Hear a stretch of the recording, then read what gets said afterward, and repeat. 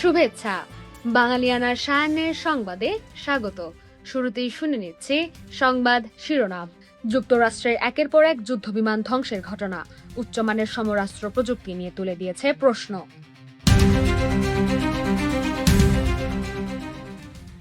গুমকে মানবতাবিরোধী অপরাধ ঘোষণা করে আন্তর্জাতিক অপরাধ ট্রাইব্যুনালের সংশোধনী বিল পাশ। এবার অন্যান্য সংবাদের সঙ্গে বিস্তারিত।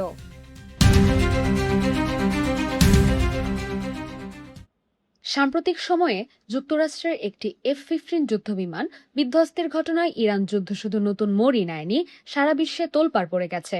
এর কিছুদিন আগে যুক্তরাষ্ট্রের একটি F-35 মিসাইল হিট হয়। এছাড়াও ইরান একটি ওয়ার্থগ, একটি ব্র্যাক হক হেলিকপ্টার বিধ্বস্ত করেছে। এর বাইরেও ইরান থেকে F-15 পাইলট উদ্ধার করতে গিয়ে দুটি C-130 হারায়।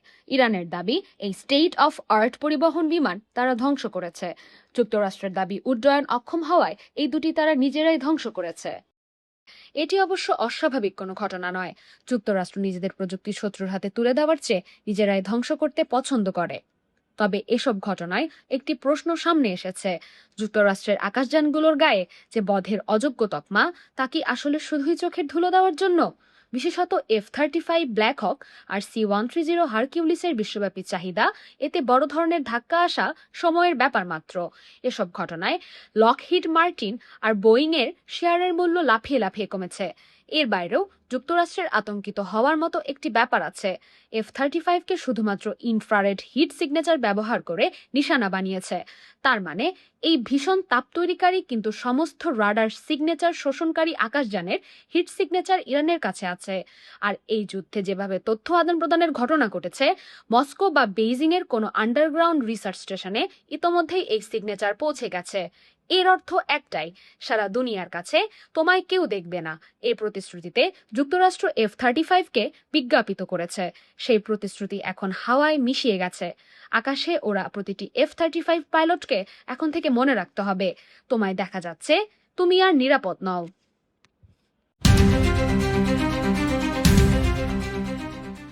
জাতীয় সংসদের সাবেক স্পিকার শিরীন শারমিন চৌধুরীকে আটক করেছে ঢাকা মহানগর গোয়েন্দা পুলিশ ডিবি।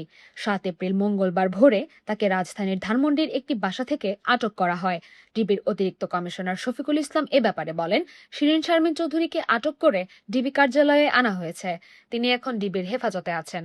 গণঅভ্যুত্থানের সময় সহিংসতা ও ভাঙচুরের ঘটনায় রাজধানীর লালবাগ থানায় করা একটি মামলায় জাতীয় সংসদের সাবেক স্পিকার শিরীন শারমিন চৌধুরীকে গ্রেপ্তার দেখানো হয়েছে। ডিবির একটি সূত্র জানিয়েছে, বিভিন্ন জায়গায় আত্মগোপনে ছিলেন শিরীন শারমিন।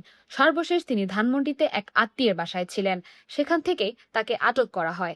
শফিকুল ইসলাম বলেন, শিরীন শারমিনের বিরুদ্ধে গণঅভ্যুত্থানের সময় সংঘটিত হত্যা মামলা সহ ৬টি মামলার তথ্য পাওয়া গেছে। এর মধ্যে ৩টি মামলায় ইতিমধ্যে চূড়ান্ত প্রতিবেদন দাখিল হয়েছে বলে তথ্য পাওয়া গেছে। বাকি ৩টি মামলা বর্তমানে তদন্তাধীন।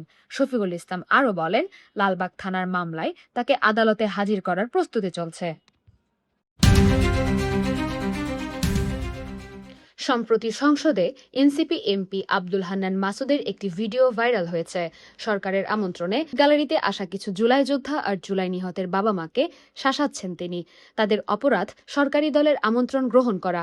এ নিয়ে বাঙালিয়ানার একটি বিশেষ মন্তব্য প্রতিবেদন দেখতে ক্লিক করুন আই বাটনে। কুমিল্লা ভিক্টোরিয়া সরকারি কলেজের ইতিহাস বিভাগের শিক্ষার্থী ও নাট্যকর্মী সোহাগী জাহান ওরফে তনু হত্যা মামলার তদন্ত কর্মকর্তা কুমিল্লার আদালতে যান। মামলাটির অগ্রগতি জানতে পিবিআইয়ের তদন্ত কর্মকর্তাকে তলব করেছিলেন কুমিল্লার আদালত।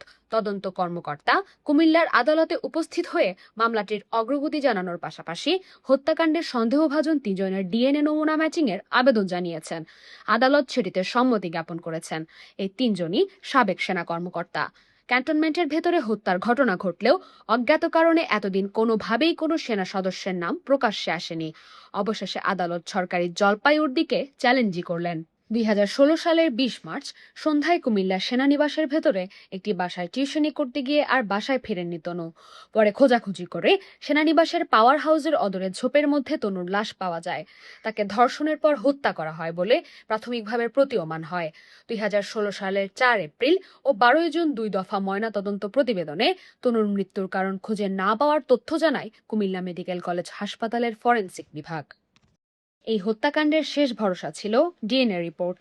২০১৭ সালের মে মাসে সিআইডি তনুর পোশাক থেকে নেওয়া নমুনার ডিএনএ পরীক্ষা করে ৩ জন পুরুষের শুক্রাণু পাওয়ার কথা গণমাধ্যমকে জানিয়েছিলেন। এছাড়া তনুর মায়ের সন্দেহ করা ৩ জনকে ২০১৭ সালের ২৫ থেকে ২৭ অক্টোবর পর্যন্ত সিআইডির একটি দল ঢাকা সেনানিবাসে জিজ্ঞাসাবাদ করেছিল। তবে ওই সময়ে তাদের নাম গণমাধ্যমকে জানায়নি সিআইডি। ২০১৭ সালের মে মাসে তনুর পোশাকে পাওয়া ৩ জন পুরুষের শুক্রাণু থেকে ৩ জন ব্যক্তির ডিএনএ প্রোফাইল তৈরি করা হয়, কিন্তু পরে সন্দেহভাজনদের কাছ থেকে নমুনা নিয়ে ওই ৩ জনের ডিএনএ ম্যাচিং করা হয়নি। তদন্ত কর্মকর্তাদের কাছ থেকে বিষয়টি জেনে আদালত ডিএনএ নমুনা ম্যাচিং এর সম্মতি জ্ঞাপন করেছেন। ওই ৩ জন ব্যক্তি হলেন তৎকালীন সময়ে কুমিল্লা সেনানিবাসে কর্মরত sergeant Zahid, warrant officer Hafizur Rahman ও সৈনিক জাহাঙ্গীর ওরফে জাহিদ। জাতীয় সংসদে আন্তর্জাতিক অপরাধ ট্রাইব্যুনাল সংশোধন আইন ২০২৬ বিল পাশ হয়েছে। ৭ এপ্রিল জাতীয় সংসদ অধিবেশনের ৮ম দিনে পাশ হওয়া এই বিলে গুমকে মানবতাবিরোধী অপরাধ হিসেবে অন্তর্ভুক্ত করা হয়েছে। এ সময় আইন, বিচার ও সংশোধন বিষয়ক মন্ত্রী মোহাম্মদ আসাদুজ্জামান বলেন, যারা বলে সরকার গুমের বিচার চায় না তাদের উদ্দেশ্যে বলি, আইনটা পড়ে দেখেন। গুমের অপরাধ বিচারে সরকার বদ্ধপরিকর। উল্লেখ করে আইনমন্ত্রী আরো বলেন, এখন থেকে গুমের বিচার হবে আন্তর্জাতিক অপরাধ ট্রাইব্যুনালে। এবার শুনে নিচ্ছি বাঙালিয়ানার বাণিজ্য সংবাদ। পোশাক খাতের কোম্পানি নাসা গ্রুপের নাসা মেইনল্যান্ড গার্মেন্টসের স্বাভাবিক কার্যক্রম আবার শুরু হতে যাওয়ার তথ্য দিয়েছেন শ্রম ও কর্মসংস্থান মন্ত্রী আরিফুল হক চৌধুরী। শ্রম মন্ত্রণালয়ে কারখানাটির কর্মচারী ও কর্মকর্তাদের সঙ্গে সভা শেষে তিনি এমন কথা বলেছেন। ২৪-এর আন্দোলনে সরকারের পতনের পর আওয়ামী লীগ সরকারের ঘনিষ্ঠ ব্যবসায়ী হিসেবে পরিচিত নাসা গ্রুপের চেয়ারম্যান ও ব্যাংক মালিকদের সংগঠন বিএবির সাবেক চেয়ারম্যান নজরুল ইসলাম মজুমদার গ্রেপ্তার হলে তার কারখানার সংকট দেখা দেয়। নজরুল ইসলাম গ্রেফতারের পর থেকে এখনও কারাগারে আছেন।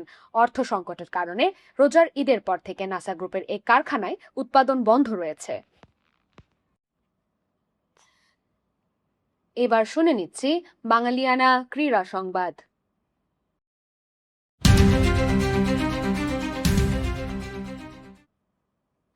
২০২৬ বিশ্বকাপ স্বপ্ন বাঁচিয়ে রাখতে এক নতুন লড়াই শুরু করেছেন ব্রাজিলিয়ান তারকা ফুটবলার নেইমার জুনিয়র। সম্প্রতি তিনি শারীরিক ফিটনেস পুনরুদ্ধারে আবার হাঁটুর অস্ত্রোপচার করিয়েছেন। বিশ্বকাপে ব্রাজিল জাতীয় দলে পুনরায় জায়গা করে নিতে আবার অপারেশনের টেবিলে ঢুকলেন এই ব্রাজিলিয়ান তারকা। বিশ্বকাপ দলে জায়গা পেতে এটি তার শেষ চেষ্টা। ডাক্তারের পরামর্শ নিয়ে ব্রাজিলিয়ান লিগের শেষ দিকে হাঁটুর অস্ত্রোপচারের এই সিদ্ধান্ত নিয়েছেন নেইমার। বাঙালিয়ানার সায়ান্নের সংবাদ শেষ হলো। ধন্যবাদ।